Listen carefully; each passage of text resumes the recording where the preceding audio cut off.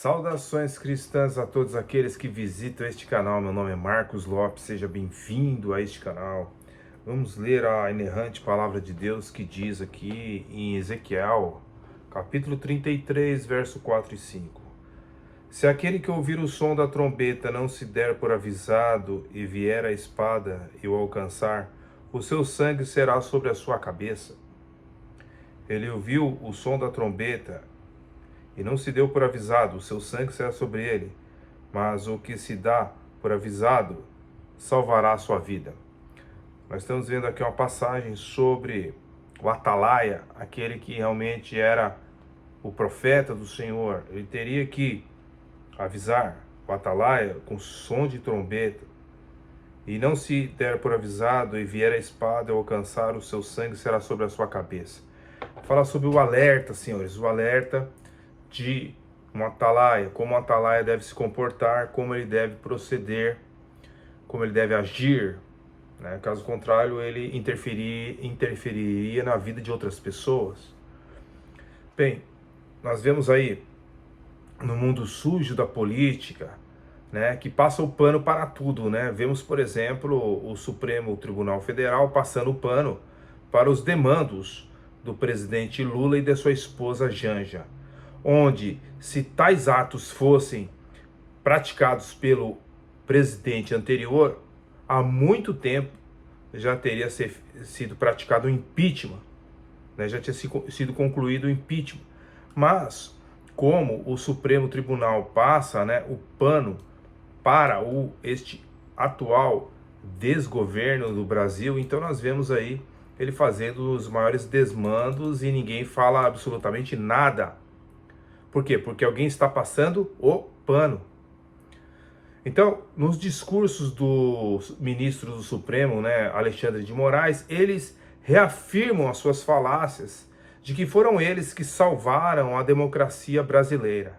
E essa narrativa, ela é passada pelos órgãos de comunicação tentando convencer milhões desse engano histórico, ou seja, com a cooperação, evidentemente, da mídia brasileira, que recebe dinheiro estatal. Sendo assim, todos se calam e todos passam um pano para o erro.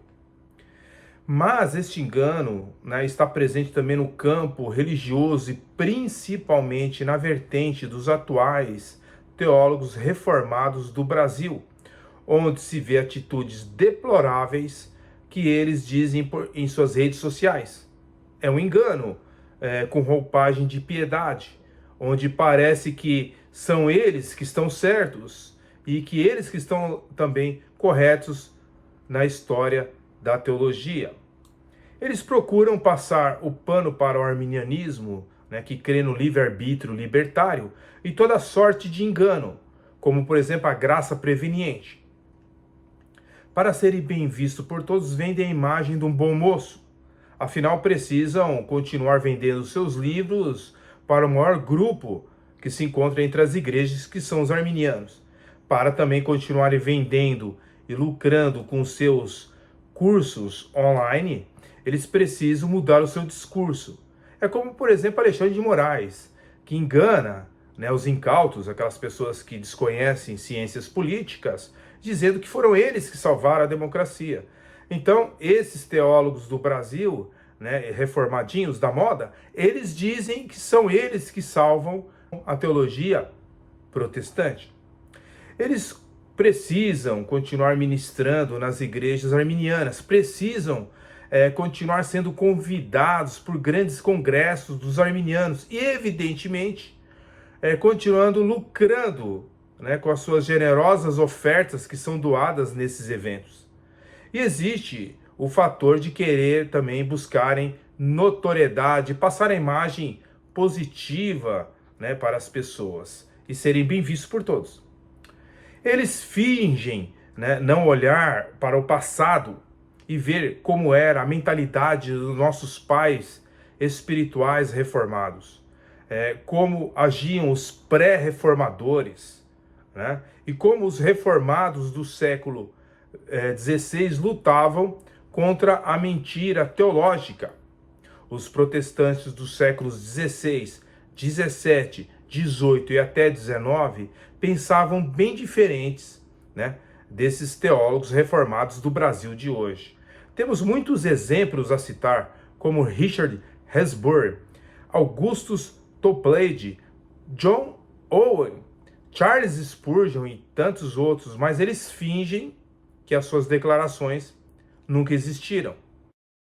Os pastores reformados morreram no passado por defender as doutrinas da graça, mas para muitos teólogos reformados do Brasil que existe hoje, simplesmente aqueles pastores reformados morreram pois não eram tolerantes, o que deveria ser evitado se tivesse a mentalidade do século XXI e pensassem como esses teólogos reformados desse século, né? Os teólogos, por exemplo, exegetas, que eram do Sínodo de Dort, por exemplo, eles estavam equivocados, segundo muitos desses teólogos reformados brasileiros, que se acham mais inteligentes do que eles, né? Bem, segundo eles, se eles vivessem nosso tempo, eles entenderiam melhor o que é ser amigo de todos, ou de todos, né? Provavelmente na mente deles, o exemplo de Billy Graham deveria ser seguido pelos teólogos de Dort, né? Afinal, Billy Graham tinha em seu ensino que os católicos não precisavam mudar de religião para ser salvo. Afinal, ele era também amoroso com muitos papas de Roma. Diferentemente do pastor batista Charles Spurgeon, Charles Spurgeon foi intolerante com os papistas. Veja nas suas declarações. Cristo não redimiu sua igreja com seu sangue para que o Papa pudesse entrar e roubar a glória. Ele nunca veio do céu à terra e derramou o seu coração para que pudesse comprar o seu povo, de modo que um pobre pecador, um simples homem, pudesse ser definido como elevado para ser admirado por todas as nações e chamar a si mesmo de o representante de Deus na terra. Cristo sempre foi o cabeça da igreja. Diferentemente do pastor passapanista e falecido, né, Billy Graham, o príncipe dos pregadores não passou nenhum pano para o papado. Quanto a si mesmos, eu recomendaria toda a separação daqueles que provavelmente feriram sua vida espiritual. Eu não me associaria mais a um homem que negasse a fé do que um bêbado ou um ladrão. Eu guardaria meus ensinos espirituais com ciúmes como minha moral. Um homem leal não está em casa na companhia de traidores.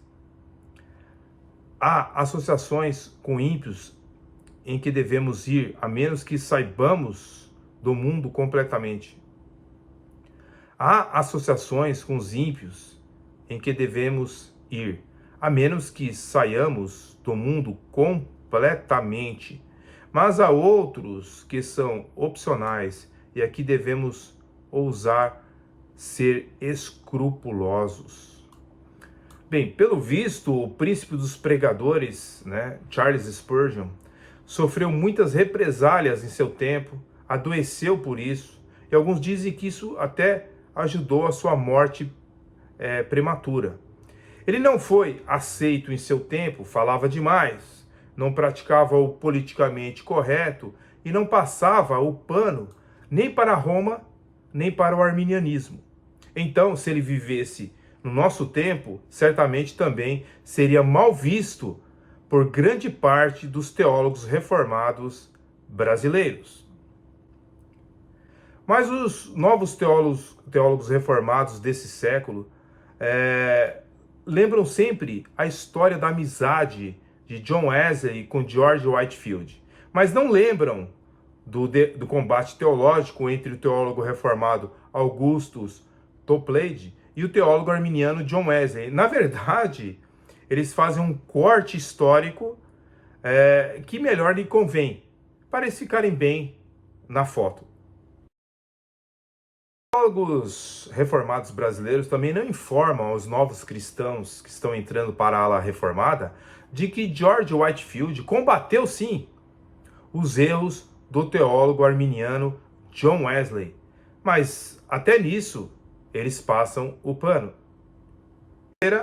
E a outra. Teólogos reformados do Brasil até usam teólogos reformados do passado para tentar justificar o seu erro. Por exemplo, eles usam Samuel Rutherford. Mas se esquecem que não existem duas verdades quando uma não concorda com a outra. Ou uma é verdadeira e a outra é mentirosa. Isso funciona dentro da teologia. Bem, eles fingem também não saber que nos Estados Unidos muitos teólogos reformados continuam a escrever livros sobre o perigo do arminianismo. Mas ao contrário, muitos teólogos reformados do Brasil traduzem, sim, livros do senhor Tomás de Aquino católico, e não livros realmente que apresentam os problemas do arminianismo. Também fingem que não estão vendo a grande batalha de muitos defensores do arminianismo contra a fé reformada, algo que está sendo travado intensamente nas últimas décadas do século XXI. Para esses teólogos reformadinhos do Brasil, eles preferem continuar a administrar a venda dos seus livros e de seus cursos online, que é mais vantajoso para eles. Livros e mais livros contra o evangelho monergístico estão entrando no mercado brasileiro e mercado norte-americano, mas eles fingem não ver nada disso. Preferem combater calvinistas que, segundo eles, seriam extremados ou hipercalvinistas, pois serão bem aceitos pelos próprios calvinistas e pelos arminianos. Mesmo que o evangelho monergístico tenha sido atacado como nunca, você não vê eles terem qualquer tipo de reação. Estão mais preocupados com seus cursos e com os calvinistas malvadões. Eles se preocupam com os calvinistas malvadões e com seus cursos online. Infelizmente, as novas gerações de cristãos reformados do Brasil estão sendo sequestrados por eles, os transformando em teólogos relativistas, onde a verdade ela pode ser encontrada, afinal, com todos. E quem sabe no futuro próximo, até católicos poderão ser aceitos, afinal, já tem pastores reformados indo para Roma. Mesmo que você diga a eles que os 5 pontos soterológicos que os arminianos creem é o mesmo de Roma, para eles não está dizendo absolutamente nada. Nesse mundo religioso brasileiro, a verdade está sendo relativizada. E você vai ser um calvinista malvadão ou fará parte do grupo dos calvinistas Nutella?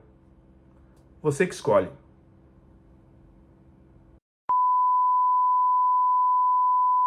No entanto, o que o senhor acha da acusação de que os arminianos são católicos? Essa pergunta é muito interessante, muito importante, porque, infelizmente, existem muitas pessoas, sobretudo de um contexto calvinista, que, ou por desinformação, ou por outros motivos que não nos são claros, talvez para criar uma caricatura da perspectiva arminiana, acabam identificando não somente Armínio, mas muitos arminianos como sendo católicos. Todavia, quando nós lemos as obras de Armínio, sua biografia, a sua história, os seus próprios textos, nós verificamos que ele se identificava claramente com o espectro mais amplo da tradição reformada, sobretudo no contexto holandês em que ele viveu. Então, associar Jacó Armínio, o teólogo holandês Jacó Armínio, ao catolicismo e, portanto, seus seguidores, os arminianos ou os remonstrantes, ao catolicismo, é uma afirmação, é uma compreensão equivocada, desinformada. Infelizmente, quem propaga esse tipo de informação está equivocado em termos históricos, em termos teológicos e em termos do pensamento do teólogo holandês Jacó Armínio. Muitíssimo obrigado pela resposta. Olha, sei. eu estou aqui na Igreja Católica Arminiana. Por que eu falo isso? Porque os católicos são arminianos e tem evangélicos que também são arminianos, como eu, por exemplo. O que eu, evangélico arminiano, o que eu creio em comum com um católico arminiano? Na soteriologia nós somos iguais. Então, tanto eu como católico, nós cremos que Jesus morreu por todo mundo, por cada indivíduo que já pisou na face da terra. Então a expiação de Cristo, ela é ilimitada. Jesus veio salvar todos, sem exceção. Jesus morreu por um anticristo, por Hitler, por qualquer ser humano que já pisou na terra, até por você e por mim. E nós cremos que a graça de Deus, ela pode ser resistida. É Deus que inicia a salvação é oferecida a todos os homens, sem distinção. No entanto, o homem pode aceitar ou rejeitar a salvação. E mesmo que a pessoa aceite a salvação e esteja salva, no decorrer do tempo, no caminhar da vida cristã, a pessoa pode se perder, ir para o mundão e perder a salvação, e ter o nome riscado do livro da vida. Eu creio dessa forma, eu evangélico arminiano, e os católicos arminianos também creem assim, tá bom? Abraço.